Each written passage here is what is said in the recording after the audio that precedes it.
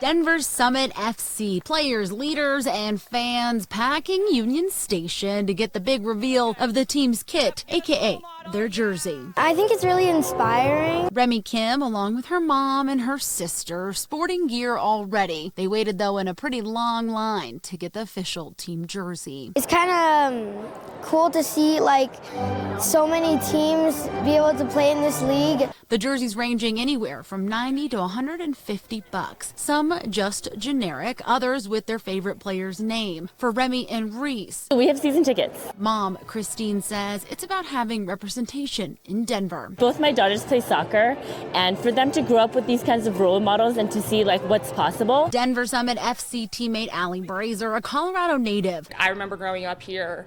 For me to see any pro women's soccer, I just had to wait for the national team to come here. Knows what type of role she plays for young girls in the community. Soccer is the limit, but I think it's just seeing us performing at a high level is something that will empower young girls. Now the team and thousands of fans are focused on the first home match at Empower Field coming up on March 28th. First game, home opener, 45,000 tickets already. Remy says it'll be a can't-miss moment for the Mile High City. You should definitely come. It's going to be a really exciting home opener.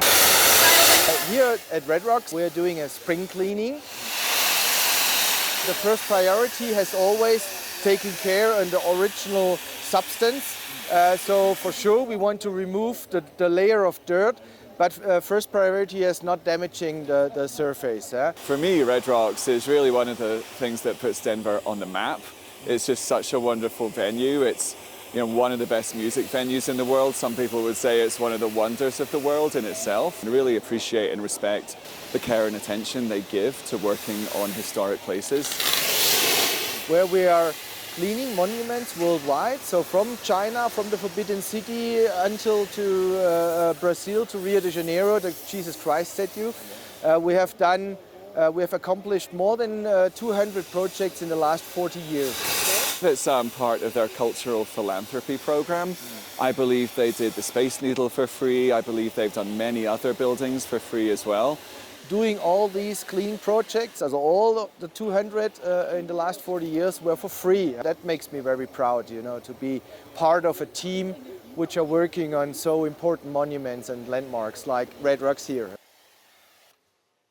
Every single trooper since 1935 has trained on this particular campus. Down the hallways of the Colorado State Patrol Academy. The original graduating class, and this was 60 years later. Graduating class pictures lining the walls where Pick it up! Pick it up! aspiring troopers train. The uniform we wear is pretty much the same uniform for the last 90 years because of that tradition. Tradition, a core part of the Colorado State Patrol, built on steadfast values behind the badge and title. When we start our training programs, that's what we instill in our troopers, are our core values of honor, duty, and respect. Beyond that foundation, Forward hammer fist! training troopers to serve and protect.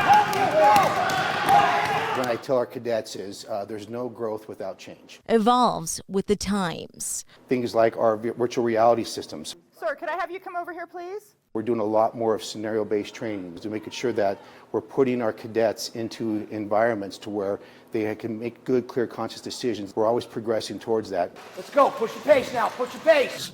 Some of it's definitely driven by law. Trooper Lucas Hebert, lead defensive tactics instructor. Our prone handcuffing, the way we used to do it, was kneeling on the shoulder. Helped change the way troopers handcuff as state law changed to get rid of chokeholds. Now what we do is sit on the legs, and we train everybody to immediately get them to their sides so that they're still able to breathe naturally.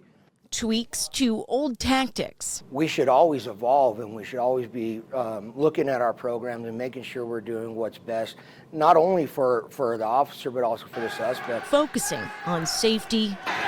Forward hammer fist! In a career on the front lines of danger. We want to make sure that every trooper goes home at night, okay, because that is our job. But they go in a way that they protect the lives of the people of our communities. In Golden, Nicole Fierro, Fox 31. It deserves more than just a past. It should have a future here in the neighborhood. Jay Homestead with Historic Denver says despite what the Cathedral High School looks like in 2025, this building has a place in the heart of the Mile High City. This place still has solid bones. Now the city, he says, is seeing the problem, sending a $140,000 fine to the owners, Rafmo LLC, based in New York City. So $140,000, and that's going back to October of last year. And so they have until October 9th. Then the fines could go up to $999 a day. He explains the owners need to have a remediation plan in place so the building is properly secured and deters people from going inside. I know we're getting constant calls from the community. Even former alum of the school itself have been reaching out, just concerned about the building's future. The property has been through a series of owners throughout the years, and he says they have been in contact with the current owner who originally at one point had a plan in place. It was going to become a boutique hotel. He says the hope with such a large fine will cause the momentum to make it something meaningful. We still think there's a win-win solution here, and all the different things that they've been doing just aren't working. And so that's why we're hoping that, this fine from the city will actually get them to act.